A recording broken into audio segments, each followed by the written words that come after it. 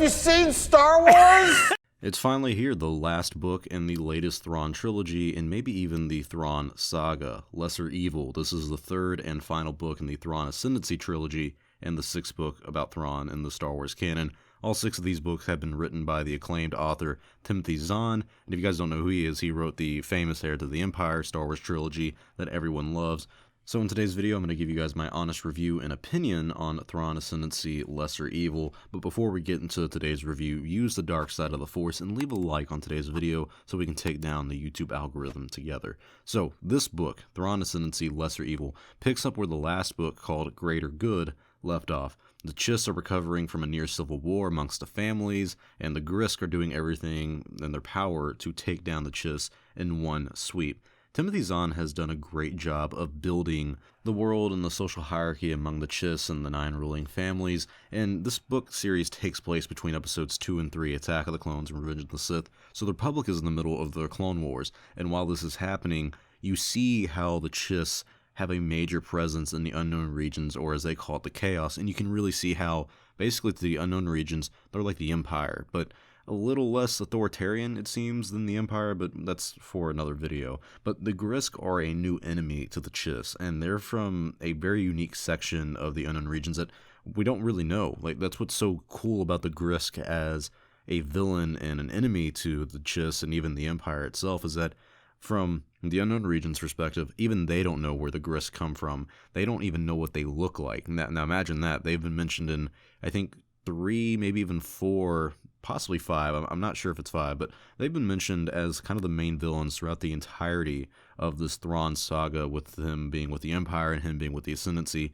The Grisk have always been the main challenge for the Chiss, and now even the Empire. Darth Vader says to the Emperor that the Grisk will be a problem in the future. He says it's not an immediate problem and they're not an immediate threat, but they will become a big deal later on. So they've always been building up the Grisk as this kind of like Yuuzhan Vong situation that we saw in the old EU, as these beings that we don't really know anything about, but we know that they're dangerous. So it's kind of cool to know that about them, and so by the time you're reading this third book, you're kind of caught up with all the politics and the universal implications of the Chiss and Thrawn and basically everything that he's been working with. So this book really focuses on the Chiss Ascendancy as a whole instead of just Thrawn himself. And I would say that kind of takes away from the book a little bit. That's one thing I didn't mind in the last book because it was the first time they started doing it. But this book, they do the exact same thing. So it's repeating that same pattern. And the difference is Lesser Evil is 150 pages longer than Greater Good. It's the longest Thrawn book we've had in the new Star Wars canon.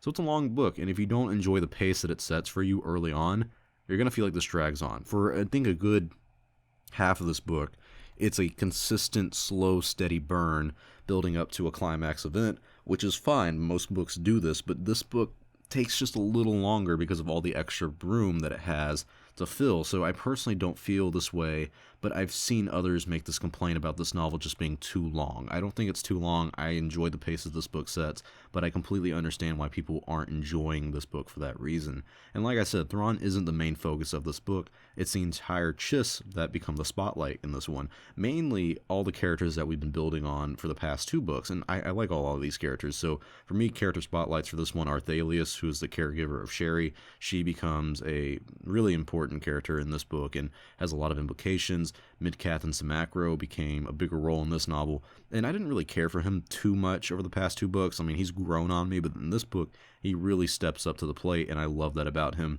And it seemed like Thrawn, and even his best friend, and almost like, you know, not successor, but almost equal in terms of strategy, Admiral Arlani, both of them took a back seat, and I didn't really like that about this book. They introduced someone who is a good friend to Thrawn as well, whose name is Thras, and this was introduced in the memories section. Every single Thrawn book has had a memories kind of like subplot to it that normally have big implications and big reveals. Greater Good did great with the memories section.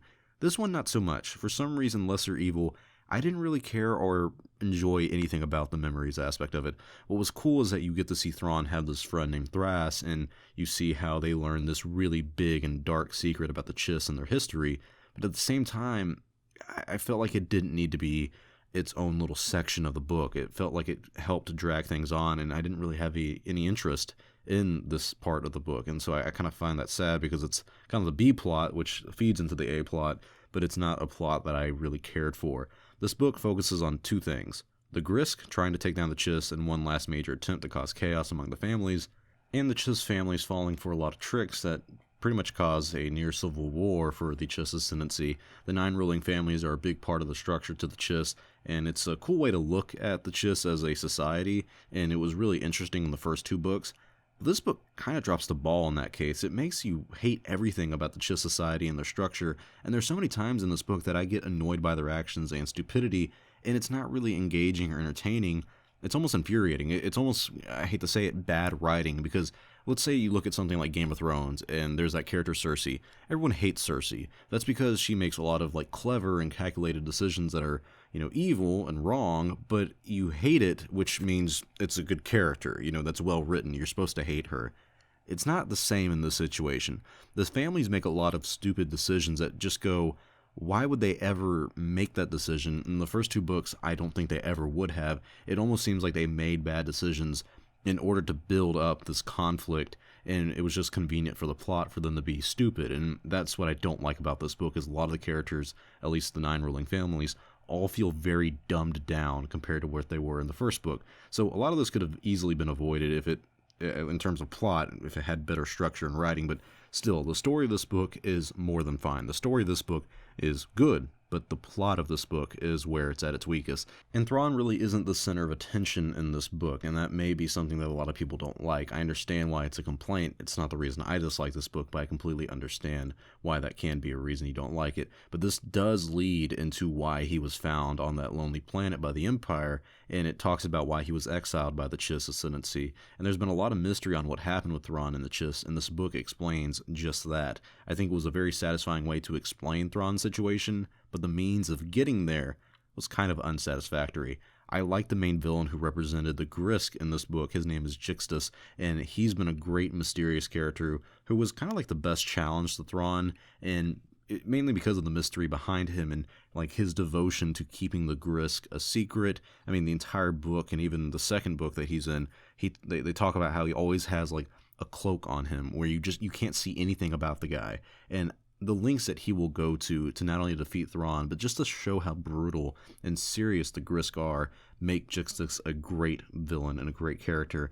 I think the Grisk are the biggest threat to the civilized galaxy, and Timothy Zahn has done an amazing job at making them feel like a big presence that's just kind of waiting to make their move in the galaxy. Over the course of all 6 Thrawn books that Timothy Zahn has written, he's really made the Grisk feel like something that we should all fear in the future Star Wars stories, even after Rise of Skywalker, because we don't know what they're doing during the sequels. So I really like this book for what it is. It's a satisfying conclusion to this trilogy.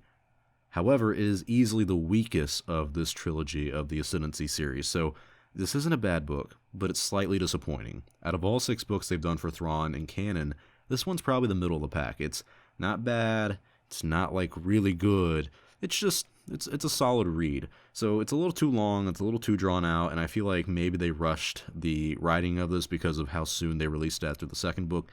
If it was a little bit more focused on Thrawn, and maybe cut a little bit of the story that felt like it was kind of dragging on, it would have been a better book. But I felt like I left this book wanting a little bit more from this book, a little bit more from the story.